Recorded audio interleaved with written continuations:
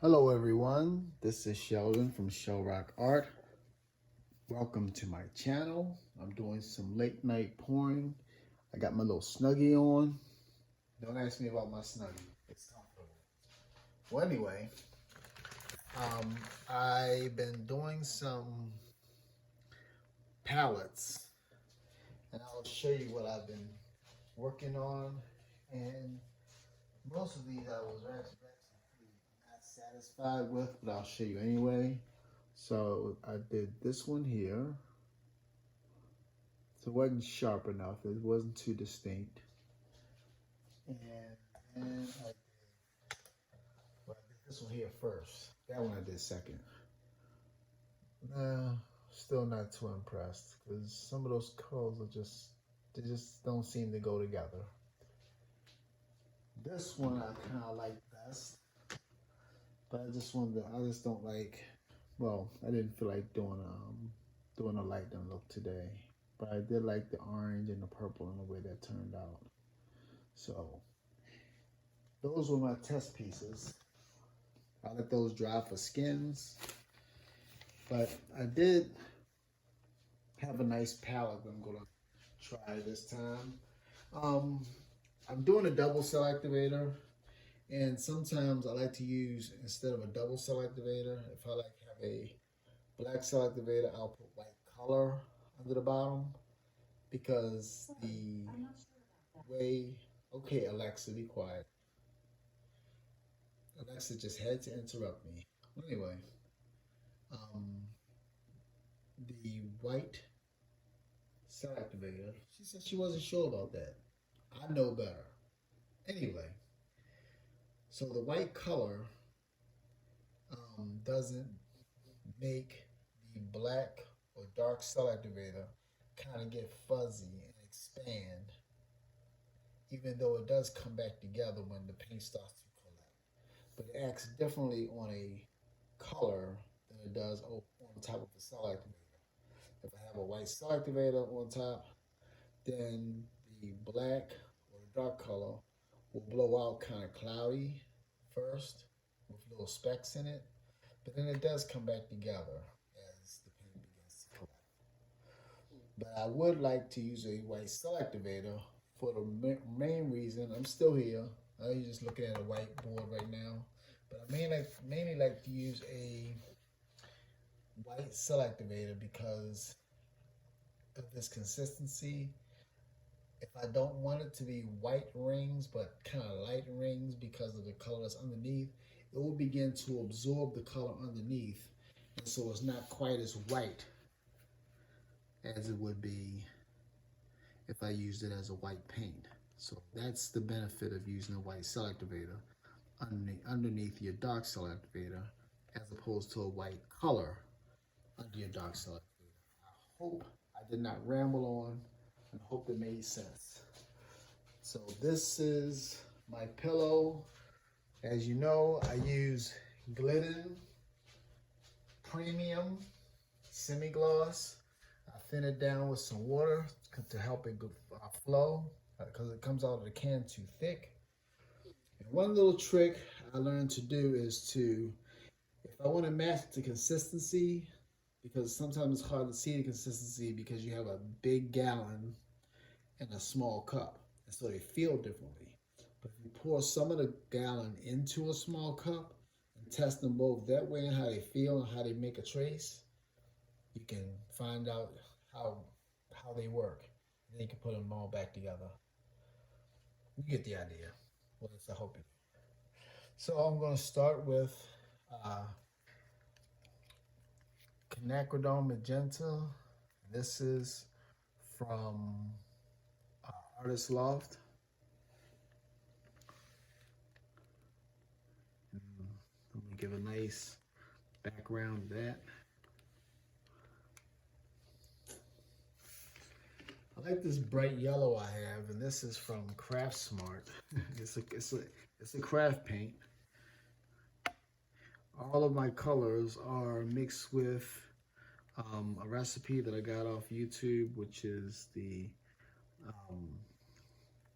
2 parts untinted house paint and 1 part Well, I used to use polycrylic, but I find that the Varathane triple thick polyurethane works better for me, for the pouring medium, for the consistency, because it's better to make it a little bit thick because it's easier to thin down a color than to start off thin and then have to fill it back up. I have to thicken it back up. This is folk art craft paint color shifting. This is kind of like an orange, and it has a color shifting violet in it.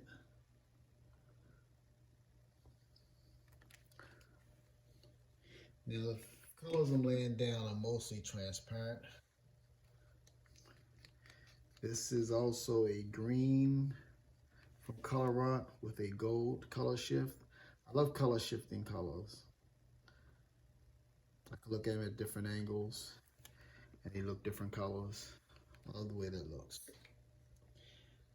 Now this is a semi-transparent color. This is a greenish blue by Pebeo. And there's not much contrast between this and the other one, but it still worked out nice in my tester. So then for some darker contrast, this is bluish green, Amsterdam.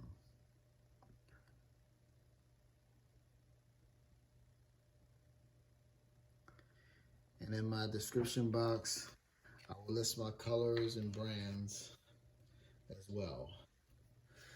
This is a cerulean blue by Loft.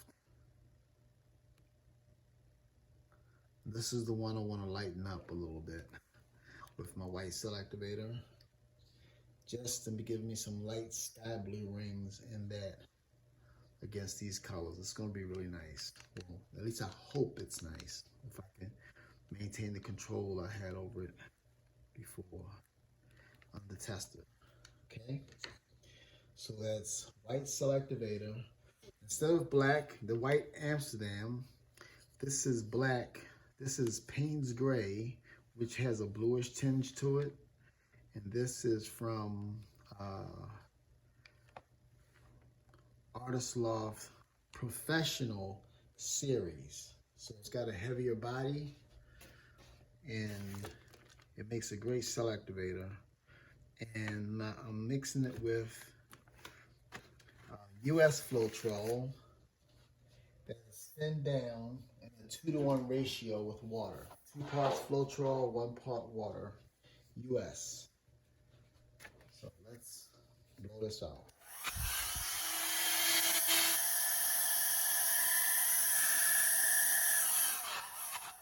Whoa.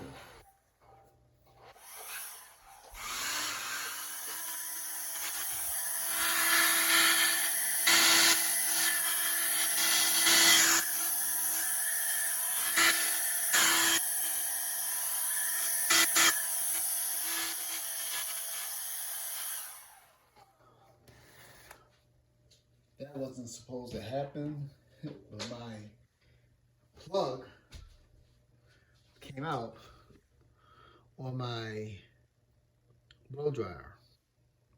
Now this is what I'm referring to when I said the blowing the black over the white cell activator. You see a little cloudy look, that little gray area there?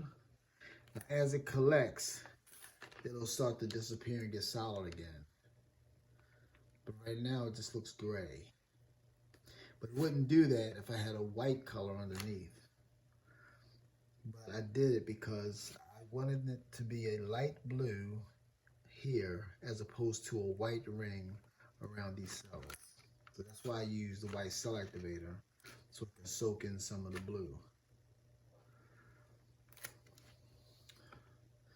So let me blow out some spots. Let me let it collect a little more, and then I'm gonna blow up some spots in the middle.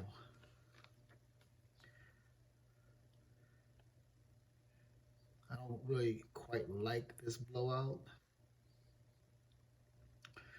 We'll see how it works out as it collects. There's some pretty cells in here, and there's some pretty ones in here. Actually, I have some nice pretty cells around here. It's just that these areas here, I wish I would have been able to get more to go out. But my little mishap on my blow dryer caused some of that not to happen. So now that I collected some, I'm going to blow and get some try to wake up some cells in the middle.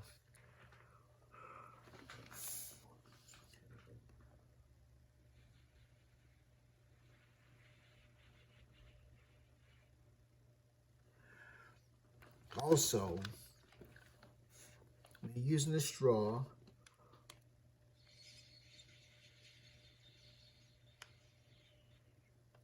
be mindful of, see, I'm blowing also almost all the way down to the pillow.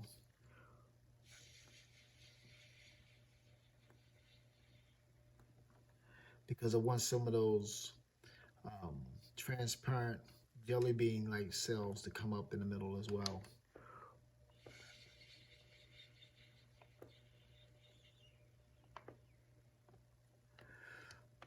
Yeah, but when you're blowing with your straw, if possible, try not to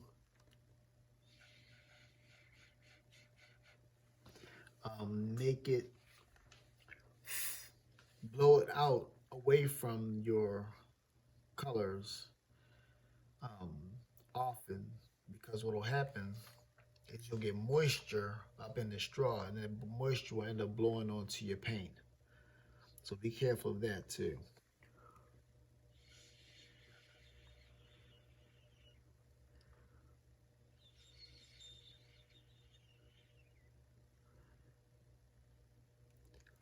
We don't want to mistakenly spit on our paintings, now do we?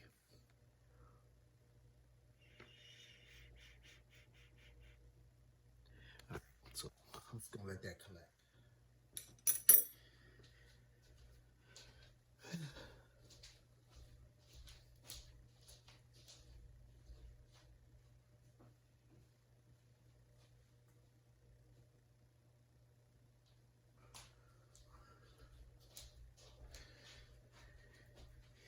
Get rid of some of these ugly points, which will be here. See how that kind of bumps up like that, like a letter M? So that is where I'm going to swirl it.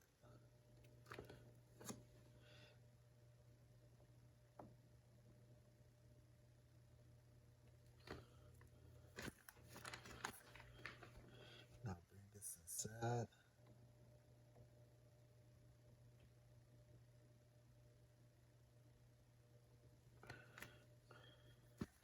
Okay.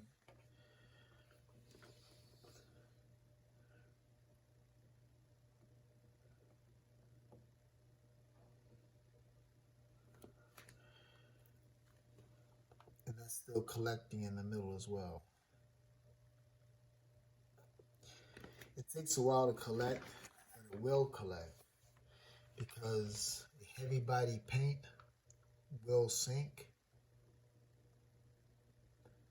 as the middle is coming back together from being spread out. It gives it more paint underneath to sink down into.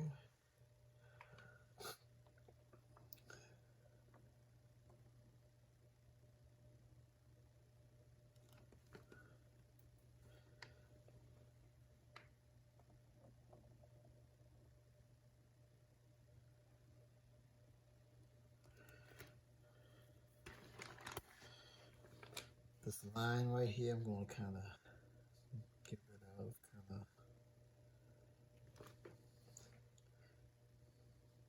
pull down into it. I thought about, maybe I'll do this on, do it on one of the future videos, but I thought about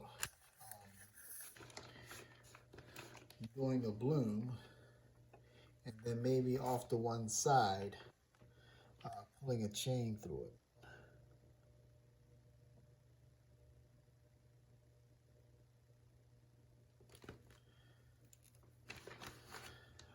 that would be nice.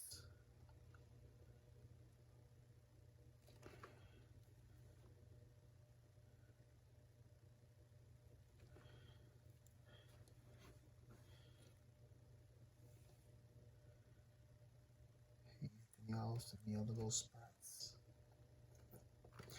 This will come off. I'm not worried about that. Anything that's like in this little third mostly will come off as I spin. So this little cluster right here is what I'm more concerned about. All right. I think I'm good with that. So let's spin this puppy out and let's see what kind of beauty we can come up with. But these things, I like the blue and orange.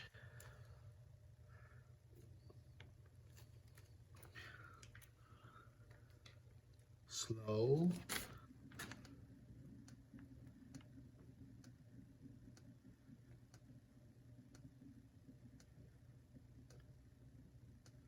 Yeah, I was whipping those small towels around.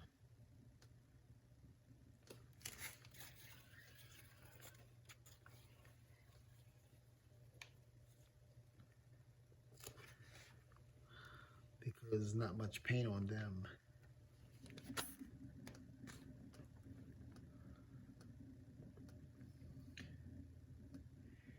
And I like the way, no,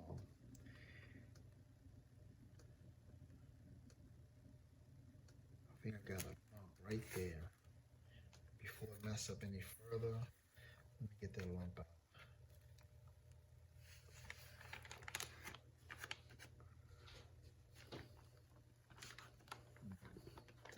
Toothpick here. Yeah. I was trying to hide it from me because it's got a little piece of tape on it. But there's a lump right here.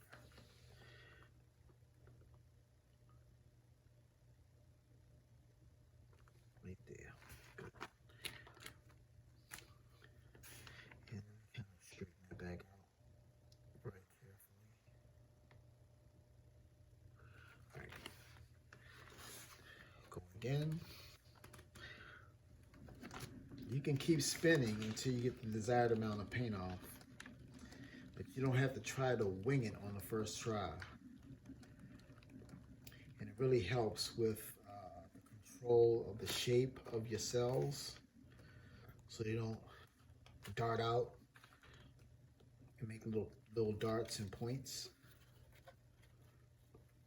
because you can stretch them without a whole lot of punishment.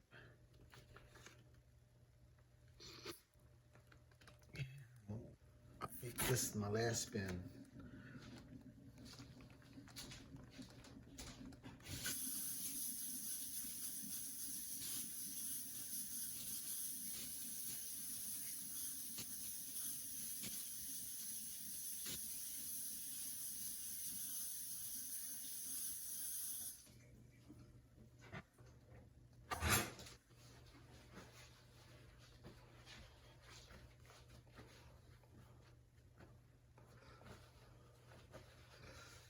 All right.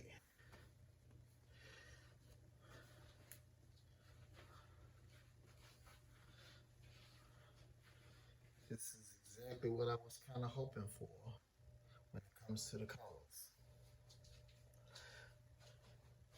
This kind of gives me that feel of a tropical sunset, and my eyes are twirling like it's an optical illusion because all the paints are coming back together and stopping. Even though it stops spinning here, it always seems to like slowly come back. And it gives you almost a drunk feeling. Anyway, let me get you down for a closer look, and I hope you like the results.